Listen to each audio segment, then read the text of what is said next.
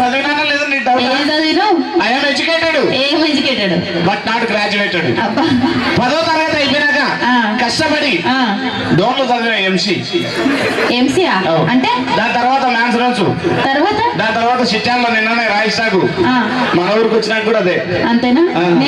అంటే విషయం చెప్పునా, ఊరికి ఓ గుడి ఉంటుందో ఉండదో తెలియదు కానీ మా బడి మాత్రం ఖచ్చితంగా ఉంటుందట. అవునా?